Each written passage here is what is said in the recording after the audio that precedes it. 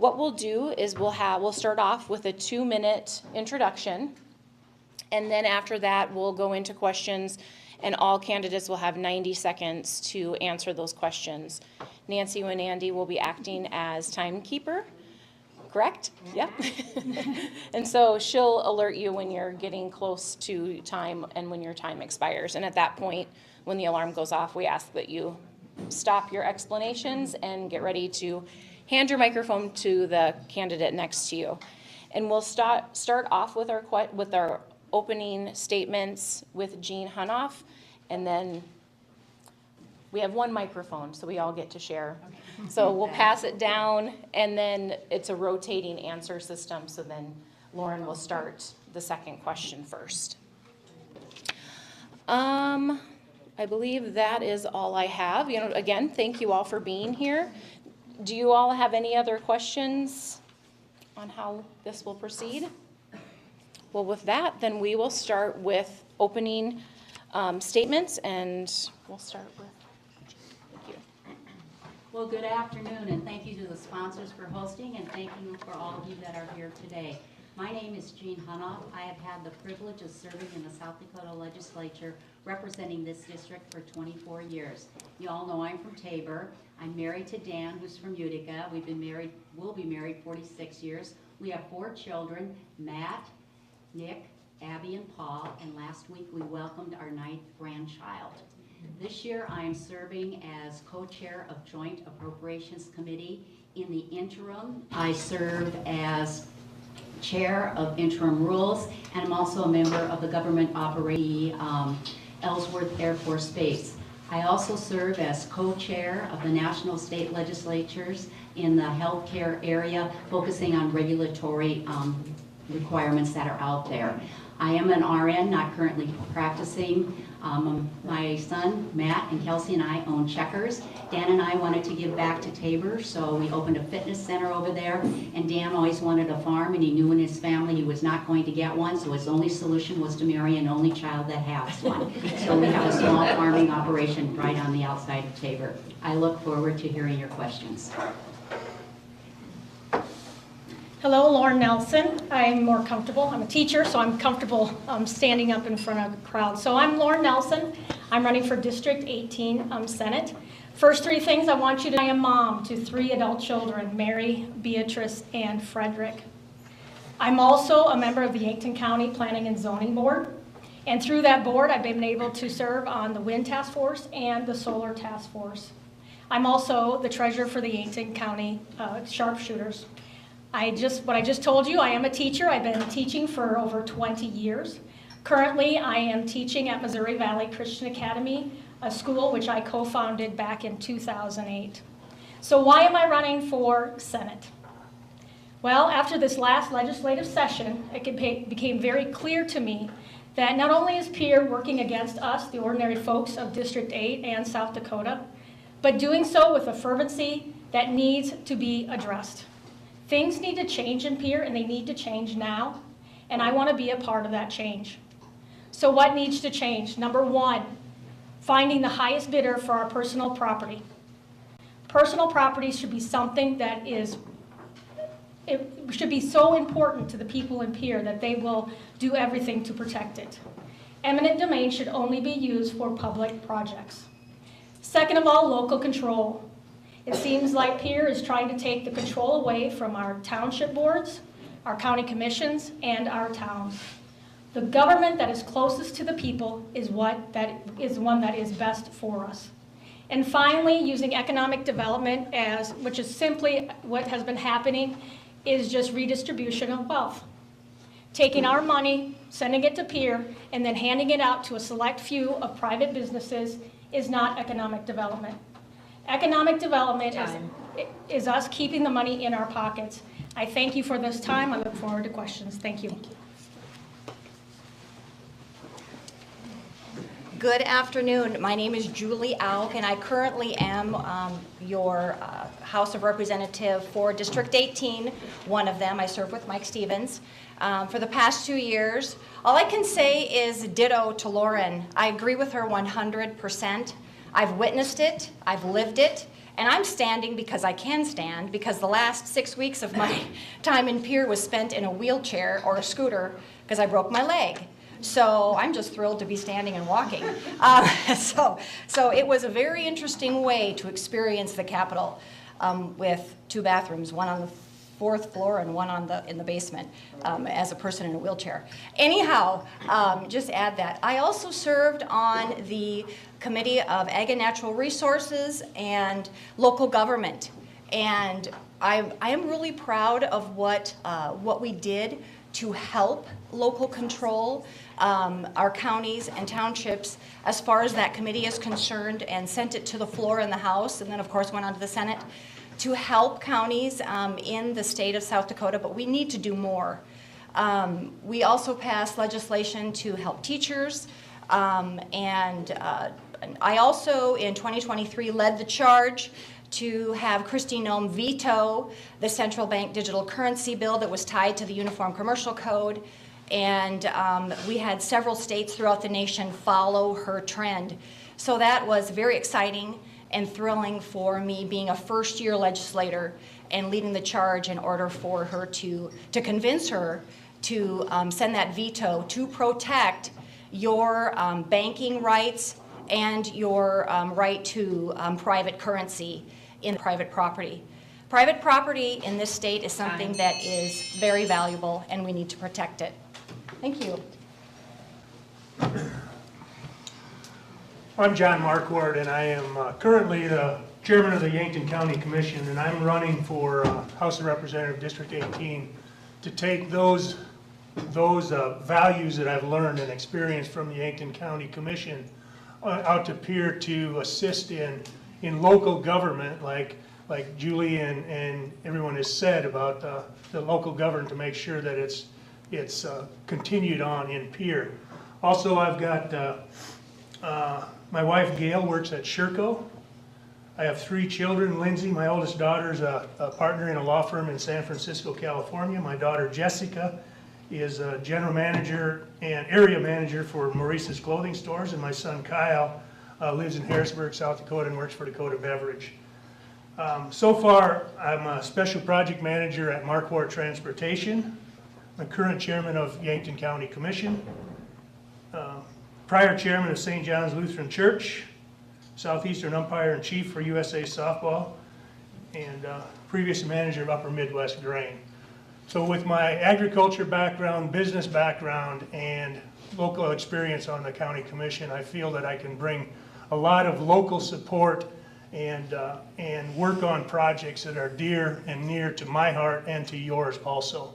So with that, I'm going to turn the mic over to Mike. Thank you, John. Well, I'm Mike Stevens, and I'm really glad to be here, and I appreciate everybody coming and taking your time to do that. I'm married to Linda, and Linda taught school for 42 years, 32 of them at Beetle, and so education has always been a real important part of my interest in the legislature. Linda and I have 4 children and 6 grandchildren. I've been practicing law with John Blackburn for 48 years. I should get some kind of credit for that. I've been in public service in Yankton for over 32 years. I spent 22 years on the Yankton School Board, and I've spent 10 years in the South Dakota Legislature. And one of the prideful things, I guess I should say, that I've been a part of is I've been on the Senior Citizens Board twice, and I'm currently the vice chairman of that. And I think it's such an important community group to be a part of, and I'm just glad I get to be a part of that. As far as the legislature is concerned, I am the Speaker Pro Tem, which is basically the Assistant Speaker of the House.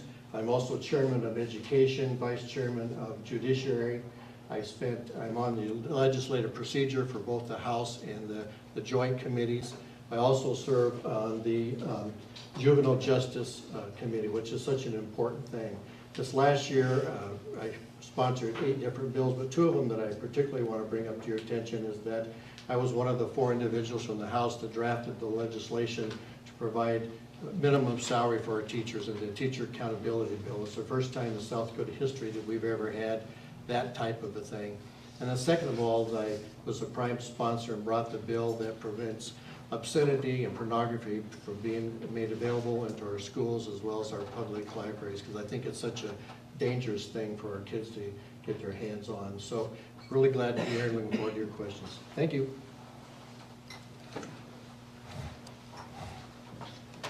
Okay, we'll begin with the first question. These are questions that were submitted to us prior to the event today.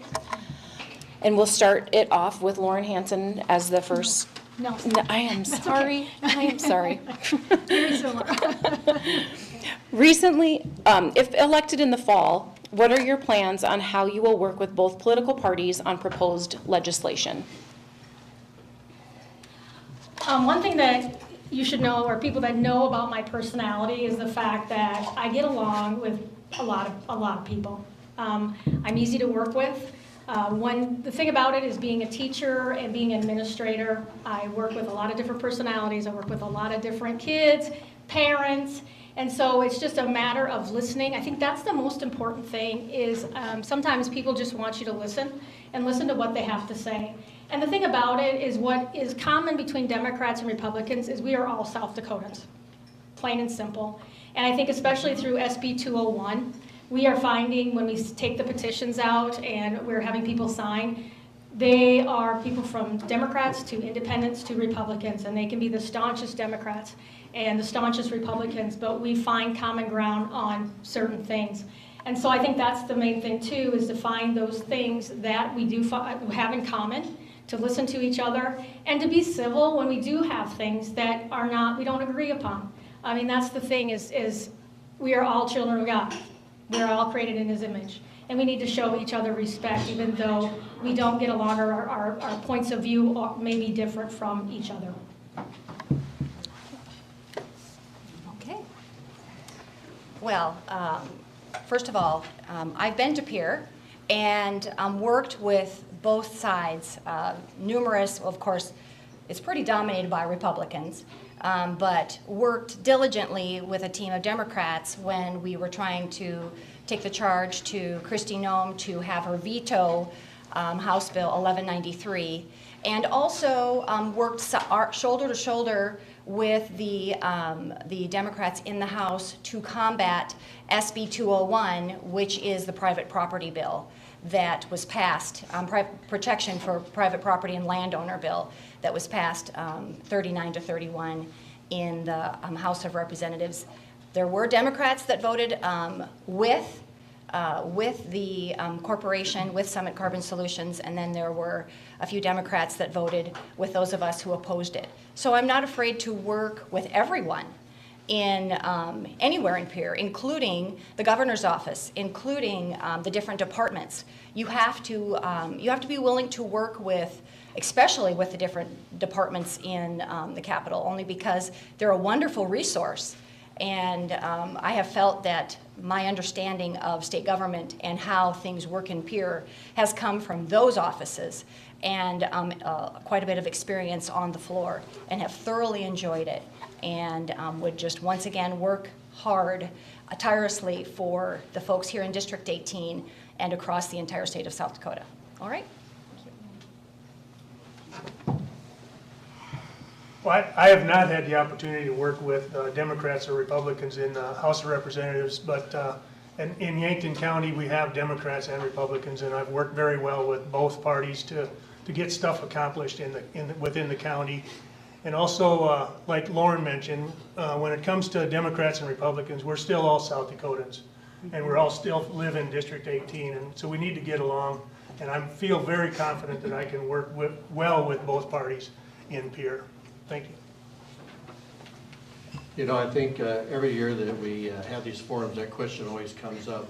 And I'll tell you, the truth of the matter is no major piece of legislation ever gets passed in South Dakota unless there's an agreement between the Republicans and the Democrats.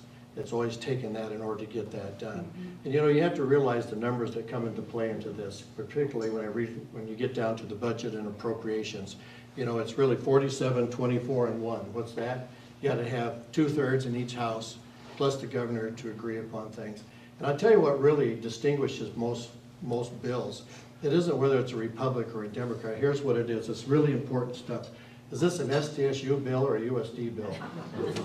Is this a West River bill or is this an East River bill? Is this rural or is it metro? You know, you look at some of those type of things. Is it Rapid City or Sioux Falls? When it really comes down to this is this. And it's true with every one of you guys out here and every one of your businesses. You're not going to be successful unless you have a relationship with somebody. And you can't go to them on the day that it has to have the bill passed and get to find out who their wife is, where their kids are, to develop those. And I think that's why I've been successful.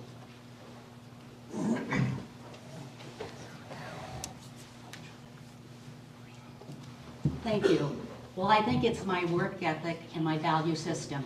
I've been in leadership and appropriations for the last 8 years, and in order to be in that position, you sit down across from the governor, you sit with the leaders from the Senate and from the House, and you negotiate. You try to find great solutions to our state citizens here in South Dakota.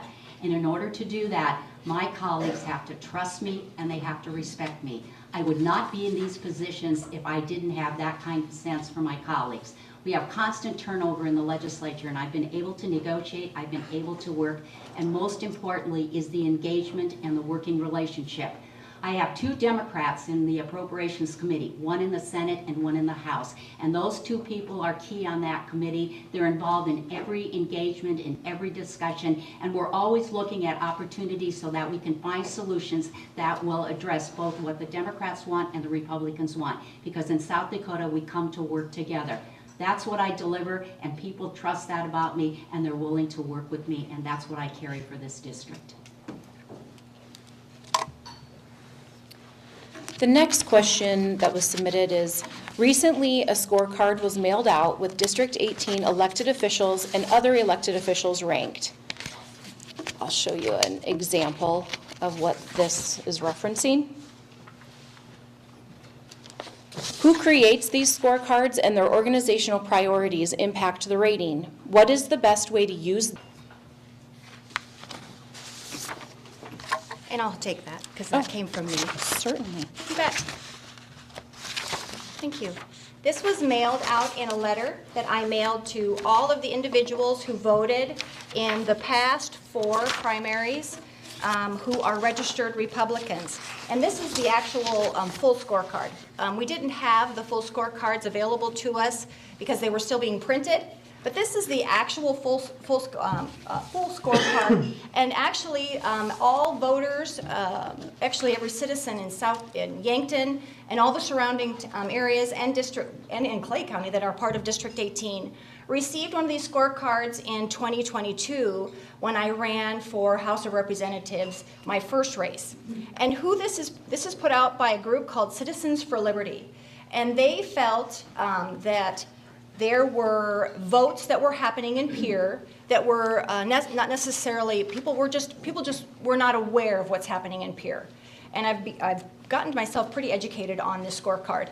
And what it basically is about is following the Constitution, South Dakota Constitution, the Declaration of Independence, and it also reverts back to basically personal liberties. And you know, that's how they pick the bills that they're going to include on this scorecard. So if someone is proclaiming to be a conservative or someone who watches out for your taxes, then that's how this score is pretty much based. There you go. So unfortunately, I did not receive a copy of that scorecard, so I kind of, I'm going to weigh my perspective of the scorecard on, I watch just about every session on, I think that's how the scorecard should be presented. I've seen places where there's other scorecards, other people that are putting out scorecards. So I think that the actual scorecard, or however you want to call it, should be based upon the actual testimonies at Pierre and during the session. So, thank you. Well, you know, I've been in the legislature for 10 years, and I think over the past 10 years, I voted about 1,000 times per year. And if somebody really wants to know what kind of a person I am and what my values are, you can go look at the bills and see why I voted, why I voted. To me, these scorecards is just another example of dirty politics that we don't need in South Dakota. And I put these scorecards in the same category as a rumor. its only real purpose is to attack and cause divisiveness. You know, the scorecard that's been mentioned here has been circulated, was prepared by one of the legislators' husbands who's a lobbyist, and not surprisingly, guess what?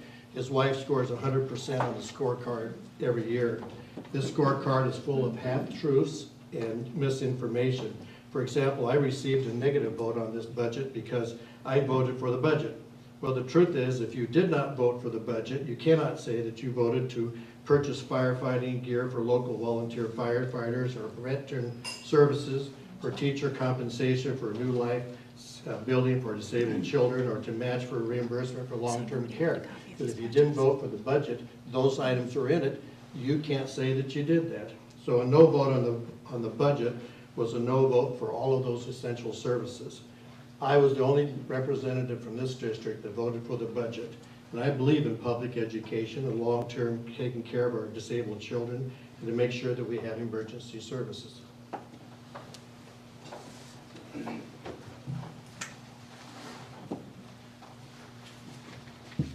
Scorecards are in the eyes of the beholder.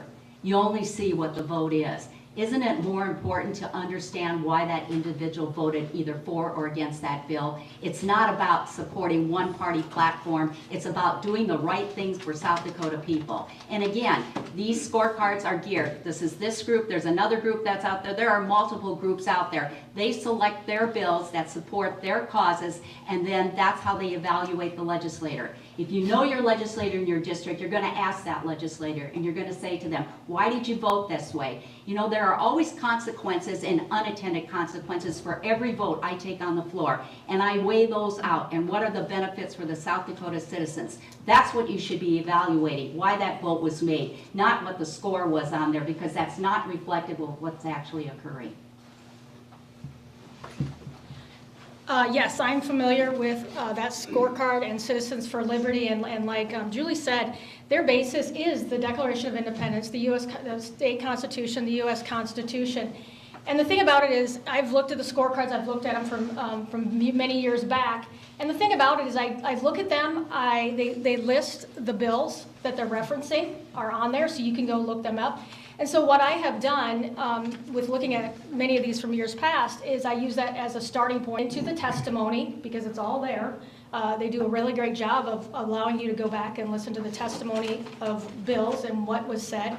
And so I use it as a way to start looking into what my representatives are, how they're voting, and what they are voting on. And then also getting the background information for that as well. So I see it as a useful tool to be used to see further what our representatives are voting on and how they are voting. Thank you. Okay, this question will start off with John. Do you support an income tax?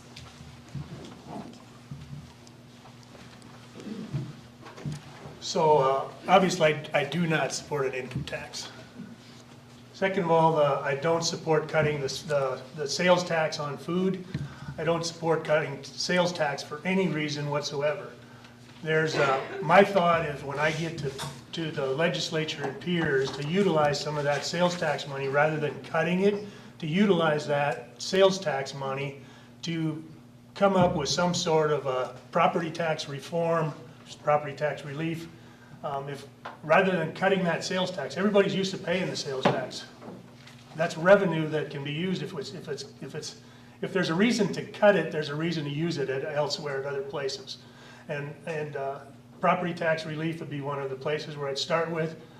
Education, daycare, those are the kind of things that money should be used for. So that's my stance on the sales tax issue. You know, every year that we go out, we try to look at some ways that we can better use our money. And obviously, you know, South Dakota is the second lowest tax state in the United States. We have very limited amount of taxes. If you want to be really taxed, you go across the river to Nebraska where they tax everything. You know, cost of a license for a car is $500 a car. And so, you know, one of the things that I've really appreciated being in the legislature is seeing really how much we get out of the buck for our dollars, you know, how much work we get out of it. And it happens not only in our school boards, but our cities, our counties, as our state employees as well. And, you know, we made a tax cut last year, and I'm really concerned about how that might happen because you know, if you're not going to replace the revenue, and there isn't anything talking about how that replacement was going to be, then what are you going to do about our education? What are you going to do about employees that we're having already a tough time as it is keeping the employees on the wages that they're earning? And so unless there's something to replace it, you know, I think that's really a bad idea. We have balanced our budget every year that this state has been in existence, and it hasn't been by some trickery. You know, it's been when we needed to make the cuts we did. And some of you can remember when Governor Dugard made a cut 10% across the board. That was not fun. You know, that was very tough. And so that's the kind of attitude that we bring to, at least I bring to, as we're looking at these services.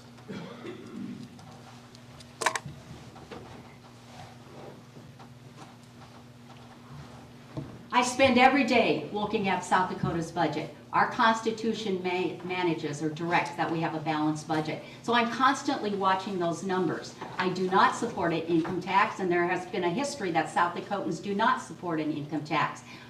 Sales tax has been the mainstay. I did not support the reduction that we did with the 0.3%, but that was negotiated out. And again, that was the best outcome, that we could at least try it and see what happens. We've lost $100 million, which is fine, and we've been able to sustain on the sales tax that we currently have. But if we look at cutting again, taking the food tax out, that's $100 million again that we're going to take out. So that's $200 million. Now let's look at what we're looking at in the future in the state of South Dakota. We know that workforce is certainly a major factor. That impacts the public and private sector. And so we're going to have to continue to compete to attract people. Those take dollars. We're going to have to pay salaries. That takes dollars. We're looking at continuing to build the prison, a new men's prison. We don't have enough dollars there. We froze tuition, but we're going to have to make some changes down the road. In order to do all this, you're going to have dollars. So we have to look at the best solution.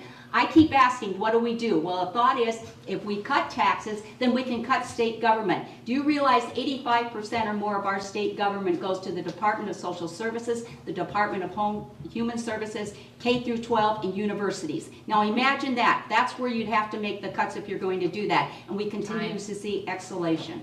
Thank you.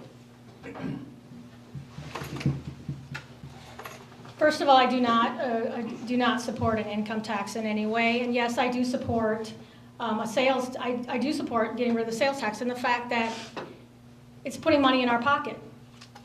That's our money. When they talk about this money going to education and all this, that's our money. And what do we, go to the grocery store lately. And how much are you spending? Look at what you're spending and what you're spending on taxes. Inflation has made our groceries more expensive. We are paying more in taxes. And that we need to keep it in our pocket, because again, going back to my opening statement that I didn't get a chance to, true economic development is keeping money in our pockets and spending it with our local businesses and how we see fit.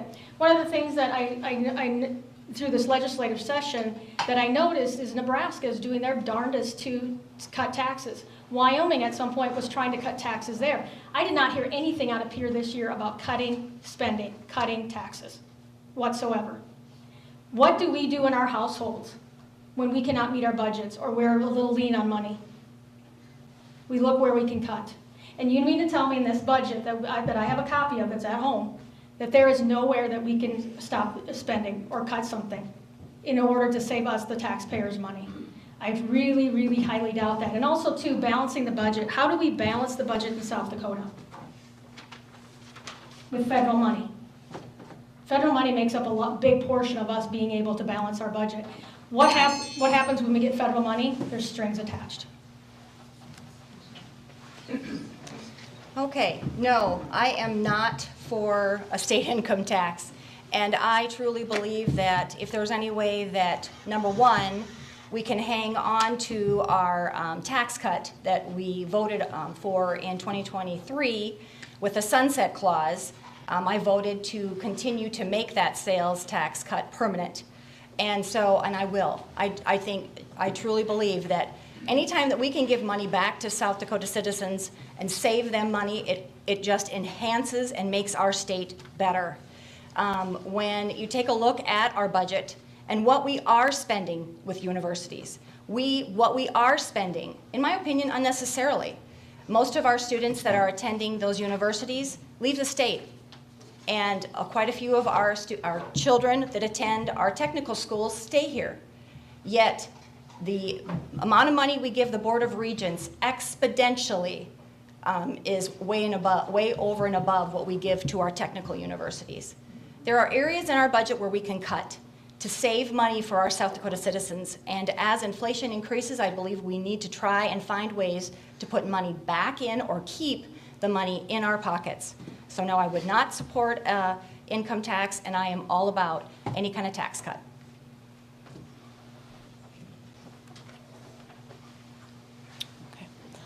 I'm just going to speak loud so you can keep the, the microphone down there. So the next question, should there be more, and we're starting with you, Mike, should there be more oversight of the future funds which are controlled by the governor?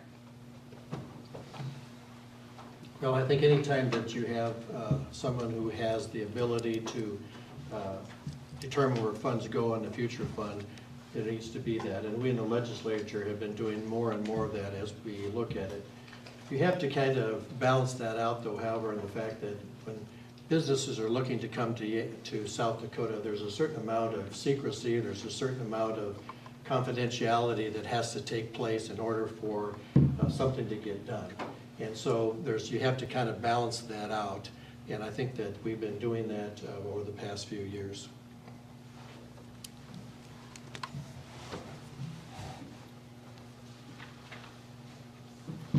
Well, that was a topic of the legislature this year, and there was a bill that was introduced that had some control that the legislature would have over the future funds. Now, keep in mind, the future funds have been in place. Janko had it, Browns had it, Dugard had it, and now Nome has it, and they're using those dollars. They all used for purposes of economic development. I think more attention came this year because what Governor Nome has used those dollars for. And so that sort of heightened everything, but that is a tool that the governor has that they can apply to economic development projects. And if you go back into the Rounds era and into Dugard, some great projects got started as a result of that. I think the issue that surfaced was for the legislature this year, that got defeated, but what did come out of it was that on a quarterly basis that the governor's office will have to report to joint appropriations on the expenditure of those dollars out of the futures fund.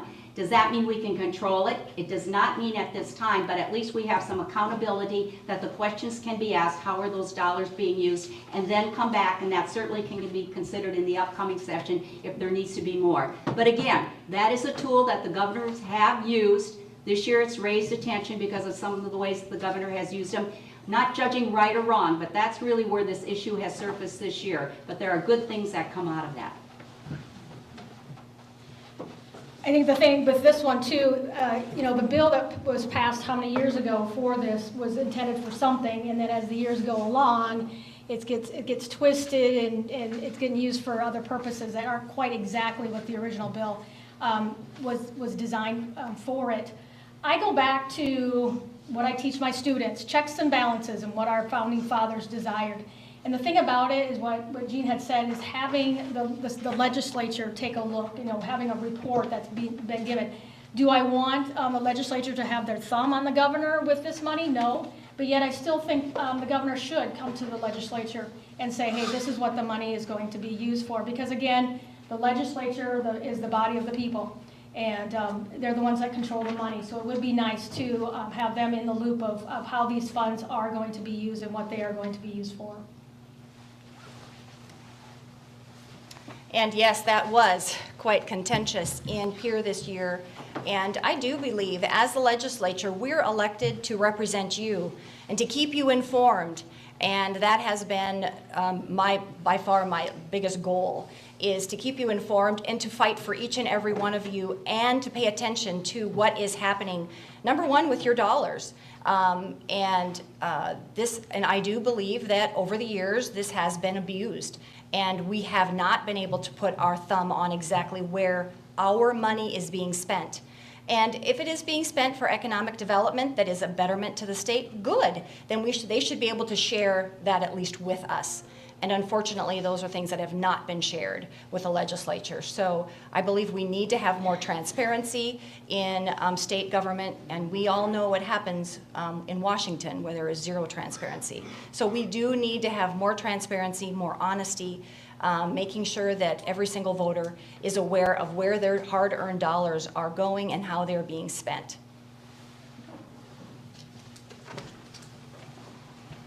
So I'm a little bit unfamiliar with this process, but I believe also that, like Mike said, there's got to be someone in charge of working on huge projects for economic development to bring it into our state. We also have an Office of Economic Development that I'm sure the governor visits with on a regular basis and deals with on bringing in and collecting opportunities for businesses coming into the state.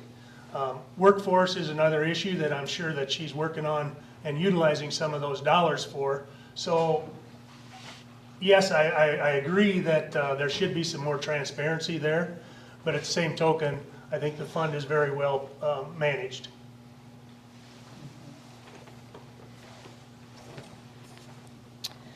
Next question, and we'll start with Jean. What is your opinion on Senate Bill 201 that provides new statutory requirements for regulating linear transmission facilities to allow counties to impose a surcharge on certain pipeline companies and to establish a landowner bill of rights?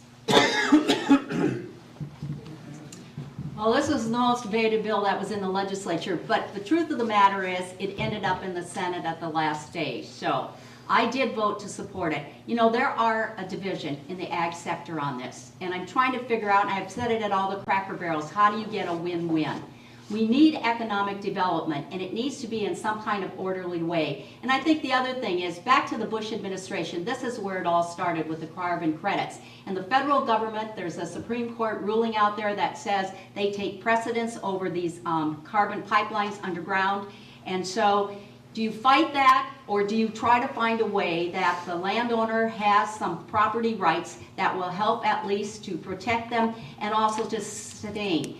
You know, when you look at agriculture, you look at a product. You have either the corn or all the products that are grains, and you have also your meat products. You need to have economic development in your state. You don't want your producer having to go out. And if you're going to have all these challenges from every county as to what can be zoned, what can be done in those counties, why would an economic developer want to come to South Dakota? And again, it's split. There is no doubt about that. And we have a lot of people that have invested in ethanol in here in South Dakota. Certainly they are favorable for that, and we need to look at the greater picture, and that's what I looked at. It was still providing some rights for property owners, but it was looking at how do we continue to develop those markets for our South Dakota producers.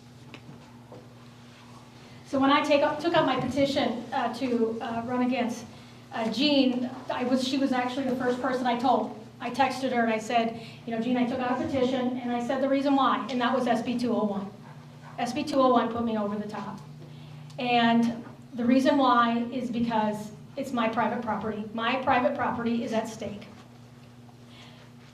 Not my husband's family, my family. I'm originally from Arlington, South Dakota, Sinai to be specific. My ancestors came over to this country from Denmark to own land. That was their goal, because they didn't have any for their own. My great-grandfather was the second son or third son. The firstborn got all the land back home. He came over here for land. And yes, we do fight for it. There is no reason why my property should be given over to a private company, and not just a private company run by Americans. A private foreign country runs these companies. That's my land. And if you take my land, what else are you going to start taking from me? What else is safe? And I say nothing else is safe, because that's the founding of our country, is to own property. That's why our founders came, our ancestors came out here to the Midwest, to own land. And if that can be taken away, what else? And I say we do fight. We do fight, and not just roll over and let our state, let Pierre and whoever else take it from us, because what's next?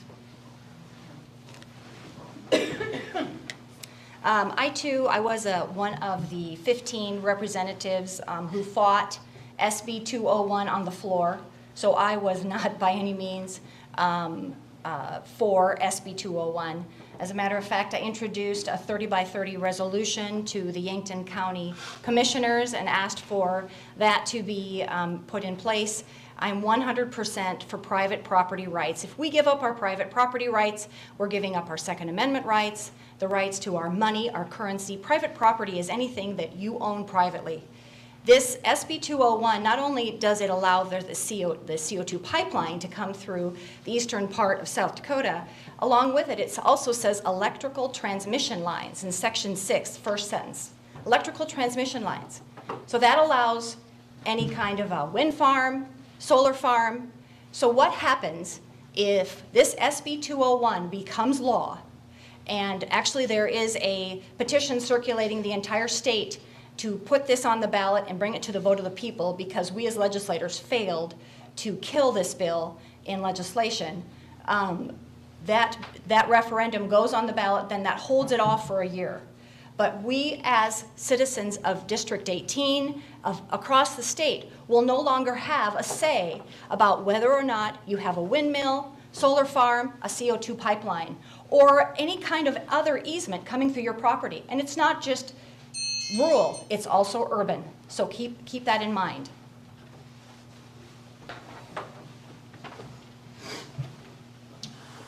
Well, first of all, when I heard about SB 201, I kind of stayed neutral on that project. You know, there's been talk out there that local control is being taken away by that bill. My understanding is the PUC still is going to cooperate with the local zoning issues. But at the same token, it's kind of one of those issues like with local control, if we had, when we built the interstate highway, Interstate 90, and you have a section of Interstate 90 where the speed limit is 55 miles an hour, and then all of a sudden it changes county lines and then it's 80 miles an hour. And then you get to Davison County and, oh, they want it at 35 miles an hour. So I think that the PUC, being they're supportive of working with the local governments, that's an item or an issue in 201 that I believe I can support. Now, as far as taking landowners' rights away, I don't see that they're taking the rights away from the landowner. You still have the right to either sign the No. easement, or you don't have the right. You have the right to not sign it. So therefore, that's not really taking away the landowner rights. I've read the bill several times. I've never seen the word eminent domain in there at one time. So therefore, Time. I'm going to stay neutral on the bill, but try to explain it. I was going to give you 15 seconds of my time to finish up. You know, this is obviously a very contentious issue, but I will tell you that I think everybody's interested in property rights. But you know, none of our rights are absolute, not even our constitutional rights. Your right of freedom of speech, your right to bear arms, there are some limitations on those. And you know, there's nothing wrong with eminent domains. We've used it for our schools, our roads, our hospitals. We used it for many different things. And the issue is whether or not the project is for public good. And the public good takes into account everybody's good, not just a few individuals' good. And when we look at the ethanol business, you know, it's a $2 billion business that impacts our state each year. And I do think that the ethanol plants fit into the public good. You know, we all benefit from it. We look at our cheaper gas, we look at the jobs. You know, we got 14 to 16 communities, small communities in South Dakota that absolutely would not be around were it not for the ethanol plants. The jobs they provide, the salaries they provide, the housing that comes with it. They have their schools. You know, your schools are gone and you don't have a town. And so there are a lot of different things. The farmers are getting more for their crops. They still get to use their land. They say, well, you know, the pipes aren't deep enough, but you know, the bill provides that it's actually 4 feet, which is 1 foot that is deeper than what the federal government requires. So I think overall that this is a good thing for the state of South Dakota.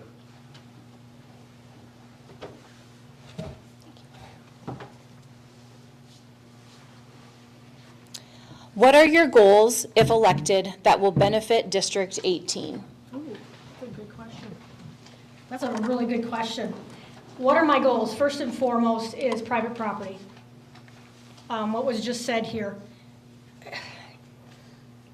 We are going to allow private property rights to be taken and businesses given the right to use it.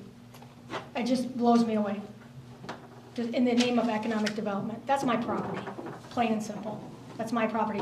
And you say eminent domain is not used. Well, if it's the government, if the power is in the government to decide where these pipelines are going to go and such and that's eminent domain. The government is deciding. And the thing about it is with the fact that when you're talking about schools and roads, that's for community. That's for the people. This SB 201 is for a private company to put carbon in the ground. How is that public good? That's my first goal. Second goal, again, going back to SB 2, is local control. One of the things that I have done over the last, and John can attest to this, I've been a regular attendee of the Yankton County Commission meetings. And the other thing is I see the state requiring so much of our counties without providing the funding for it. And when I was sat in on the budget meetings last summer, it was over and over again. And they sat there and they're going, hey, we got to do this, we got to fund this, but the state wants it. It's not something we necessarily need here in District 18. And then, of course, economic development, making it true, making it local. Time. Well, you know, the reason I would ask you for your vote is to, once again, allow me to go to Pierre, work for you, work tirelessly for you, and for your private property rights across the board, less taxes, any way that we can save money for you, the taxpayer, I'm all about that. You know, just to basically add transparency to what's happening in Pierre. I think anyone who knows me, anyone who comes to a Cracker Barrel, anyone who comes to a debate, and they ask me a question, I'm going to tell you the truth. And Pierre is broken in a lot of ways. Pierre does a lot of things that are good, but they are broken. And they don't always look and think about you or your future. They think about the state, which is more government, which I'm totally opposed to. I think we have enough government. We just need to manage it a little bit better.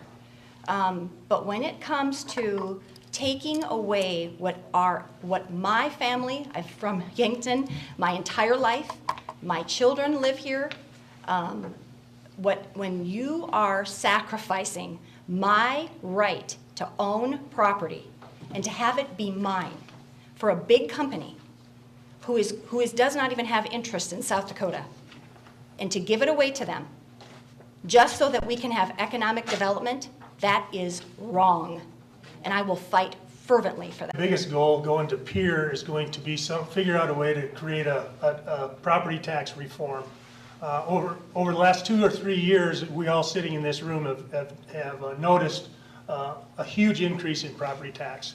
Now that's an assessment issue that there's a formula that the state figures out, and we need to figure out a way to reduce that or make a different formula if that's what it takes. But property tax relief is one of my biggest goals. Next of all is some of the mandates that the state is putting on the local counties. My experience as a county commissioner and chairman of the county commission, I know what the state is putting on the county for mandating it for expenses, juvenile detention, public defenders, those kind of things. We've got to figure out a way that we can help support either by state-issued funds. If they're going to mandate us, they need to give us some funds to do that. That's going to relieve property taxes and taxes for the people of District 18.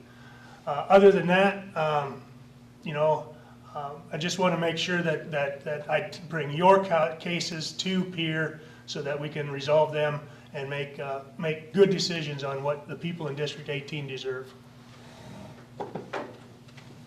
You know, believe it or not, there's more things going on in Pierre than SB 201 and the property rights. There's lots of things that you as a legislature have to deal with. And certainly the things that I've always been interested in is dealing with education and make sure that our education, that we're providing what was necessary for our kids. And I think over the years that I've been up there, we've seen really good progress on that with our tuition freezes, because our kids do stay in town, do stay in the state, and because of the tuition freeze. And in contrary to what somebody else might have tell you, the third of the kids who come from out of state actually stay in South Dakota. which helps our workforce issue, which is really, really important in our state. So we need to keep our kids there. You know, as John has mentioned, you know, we have a real issue, and it's really across the United States as well, as dealing with our juvenile justice. You know, what John didn't tell you is whenever we have to send a kid to JDC in Sioux Falls, it costs us $450 a day. And so we need to be able to look at how we can help the counties in that regard. And certainly there's been a real push lately in this past legislative session of the state taking on some of those responsibilities that the counties have had in order to do that. Because, you know, you can't use the word tax in peer, not cutting taxes, but having a tax on it without it automatically being defeated. And so from that standpoint, I think there's lots of those things for us to do. And we'll continue working on all the issues that affect everybody in District 18. There's not just a few.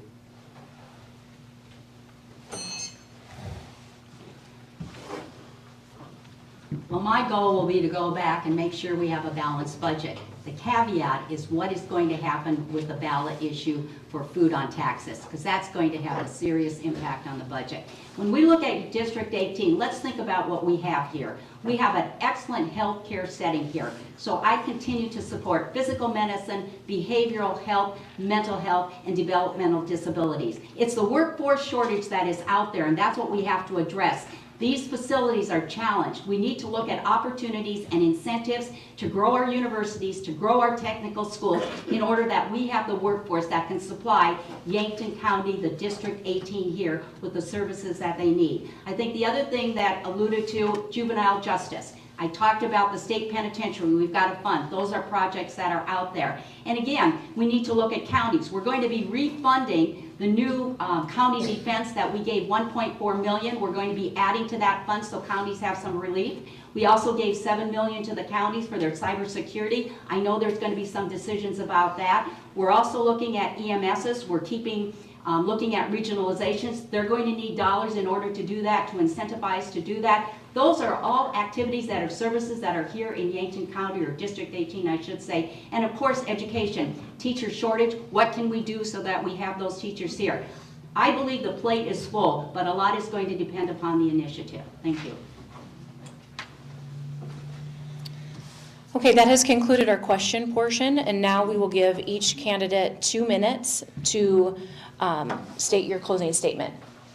Starting with you. Sure. Okay.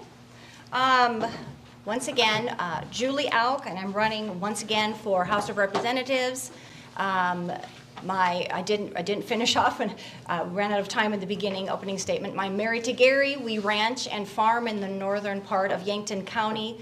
I graduated from Yankton High School. Actually, I went to Utica Elementary out in Utica, graduated from Yankton High School, attended Mount Marty College right here in Yankton. My roots run deep here in Yankton. I'm an owner of a third-generation business here in Yankton, and on the side, I flip a few houses. So I kind of all around the scope, understand, realize what it's like to be a South Dakota resident.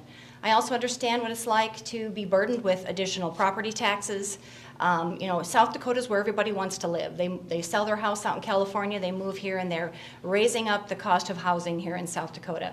So, of course, our property taxes are going up. And we haven't seen near the burden here in District 18 than they have out by Rapid City, but it's a real thing. It's a real problem. And I'm thankful that it's definitely going to be part of the conversation in legislation. The other thing I wanted to mention is that when you are in peer, when you are in state legislature, and you are voting for the people of South Dakota, every time I vote, I don't consider whether or not, if I vote this way, it's going to help me get reelected. Or if I vote this way, it's going to make me look better on a scorecard. I vote the way that I would want someone to represent me. I vote for you. I vote for our small businesses, our mom and pop shops, our people that are self-employed, that have to make those budgets meet. I vote for you, and I will always vote for you first.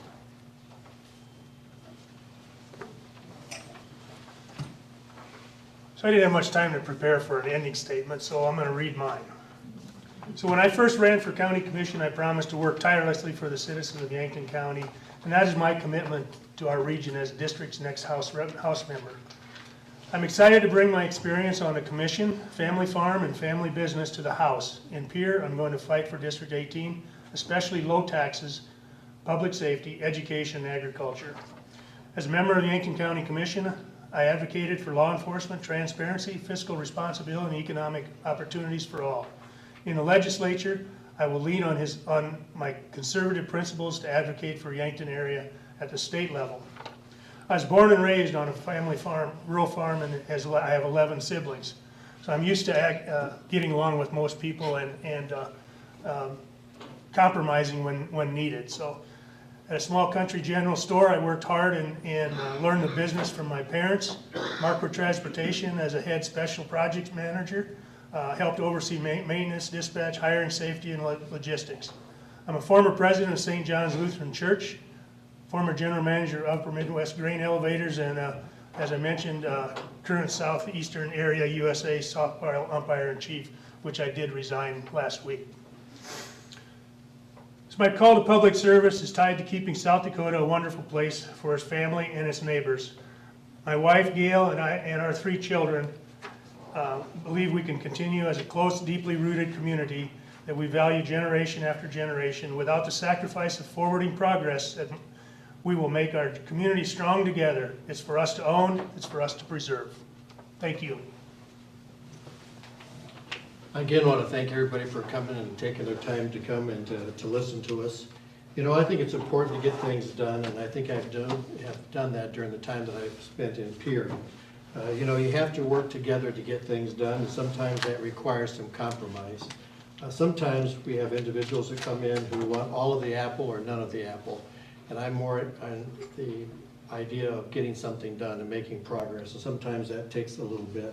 You know, it is important to have effective leadership in Pierre, and certainly Gene has done a great job in the Senate side, and I've been as Speaker Pro Tem part of the leadership where we meet with the governor weekly during the session and during the off session as well. You know, it's important to get bills passed, and I've got bills passed, and you can look at that and see what those are. And you know, when you get into the legislature, it's just not a matter of complaining all the time. You have to get something done. And when people say, well, you know, we need the tax cuts, we need to have more tax cuts, you know what I always ask them? Well, give me one example where you'd cut. Give me a specific program you would cut. And nobody has ever done that. Nobody's ever done that. You know, I'm not a one-issue legislator. I think that I look at what's good for the state as well as District 18 more particularly. And it's just really an honor. You know, there's only been a little over 4,000 individuals ever who've ever got to be in the South Dakota legislature. And so for all of us up here who have got to do that, it really is a great honor to do that. And the only thing you have to remember is, I like Mike.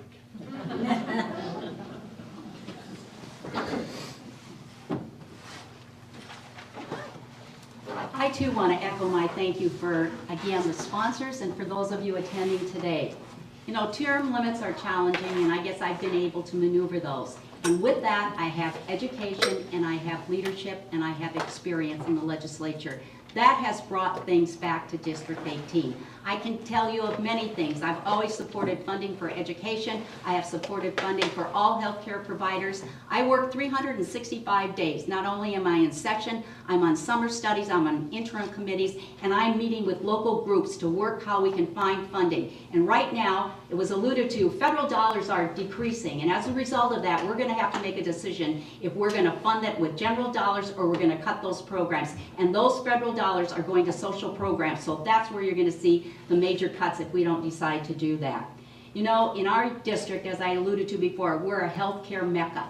We're also K through 12. The schools in our district are excellent schools. They've been able to retain teachers because we're funding. Mike worked on that formula. That's something that we got through the legislature. And talk about state employees. They're just as important. And look at Human Service Center. Constantly we're dealing because we don't have staff and we can't treat our mental health patients because we don't have the staff to take care of them. Those are all priorities on my list. And I think number one is workforce shortage. Anything that I can do to work to get my colleagues to support programming that's going to get more people in South Dakota or get more of our South Dakotans trained in the specialties that we need to have.